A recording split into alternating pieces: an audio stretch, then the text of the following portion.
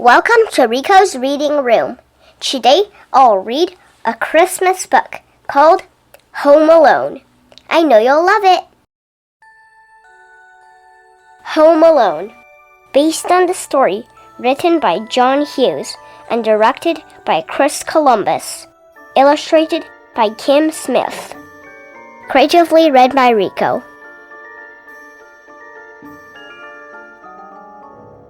'Twas 3 nights before Christmas, and the McAllister family was getting ready to leave for vacation. Everyone was busy packing.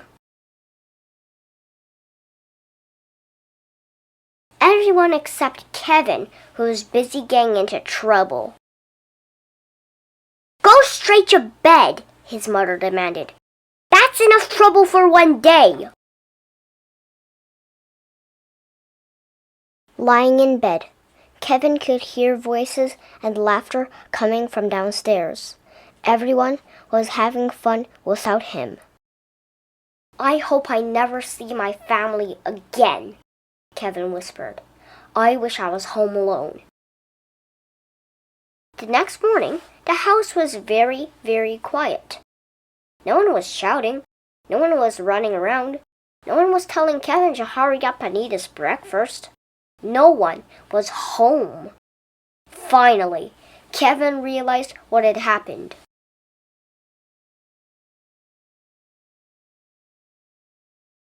"I made my family disappear!" For the first time ever, Kevin had the house all to himself. He raced up and down the halls.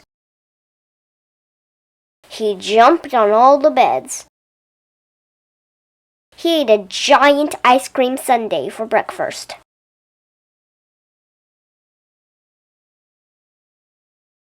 After watching hours of television, he searched through his brother's private stuff and rode a toboggan down a giant mountain. He even tried his father's aftershave lotion. This was not a good idea. It stings. Ah! But sometimes it was scary to be all alone. Kevin was especially afraid of his next-door neighbor. Old Man Marley was the scariest person who lived on their block. That night, Kevin heard whispers outside the living room window. Burglars were snooping around his house. "You see," Marv said, "most of the houses on the street are empty. Everyone is away for the holidays." "Perfect," Harry said. "We'll come back tomorrow night and steal everything." Kevin was so scared, he dialed 911. But the telephone didn't work. The wires had been damaged in a snowstorm. After hiding under his parents' bed for a long time, Kevin decided that he was being silly. Only a wimp would be hiding, and I can't be a wimp. I'm the grown-up of this house, and I need to act like one. The next day was Christmas Eve, and Kevin had plenty of grown-up work to do. He walked to the grocery store and bought food. He put his clothes in the washing machine. He decorated a Christmas tree, and he hung Christmas stockings for his parents and brothers and sisters. "I miss you guys," he whispered. "I wish you would come back."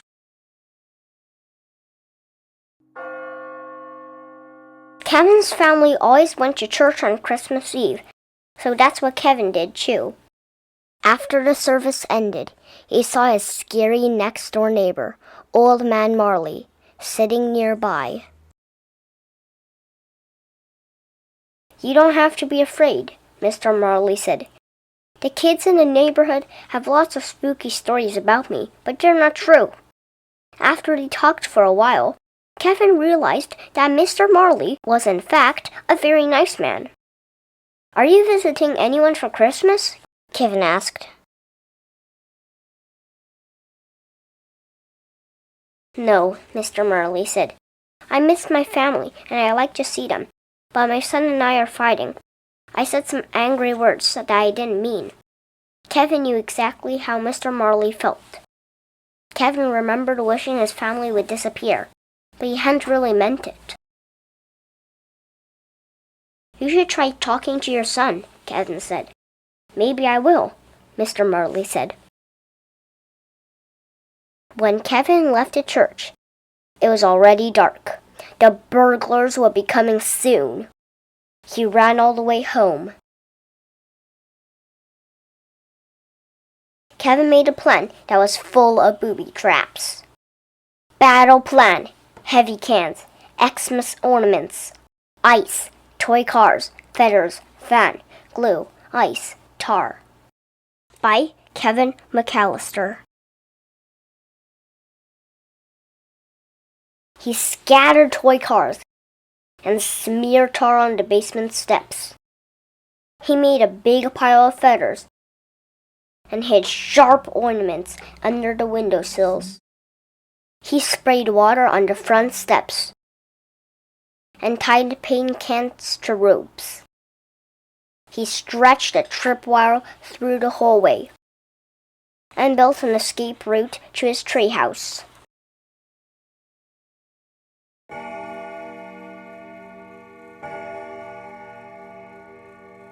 At 9 o'clock, Marv and Harry returned to the McAllisters' house, ready to steal everything inside.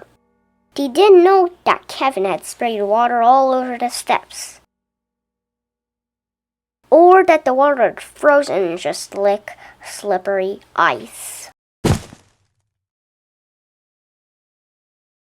The burglars stumbled into all of Kevin's traps. Yes! Yow! Wah! You! Marv and Harry slipped on the toy cars and were knocked over by paint cans. Kevin escaped through his bedroom window and ran next door to his neighbor's house. Unfortunately, Marv and Harry were close behind. Now we've got you, kid, Harry said. Mr. Marley arrived just in time. He bonked the burglars with a snow shovel and called the police. Then he brought Kevin home. That night, Kevin left a note for Santa Claus, along with some milk and cookies. He couldn't wait for Christmas morning. Dear Santa, I don't need any presents. Just bring back my family. Love, Kevin McAllister. When he woke up the next day, Kevin rushed into the living room. Mom? Dad? Is anyone here? No one answered him. Then he heard a familiar voice. Kevin? Is that you? His mother was home. I missed you so much, he said, giving her a giant hug. I missed you too, she said. Who are the others? Kevin asked. The front door flew open, and there they were, his father, his brothers, and sisters. Everybody was home at last. Are you okay? His father asked. I'm just happy you're all back, Kevin said. Merry Christmas. The end. If you liked my video, please hit the subscribe button down below. Thank you. Have an amazing day. See you soon.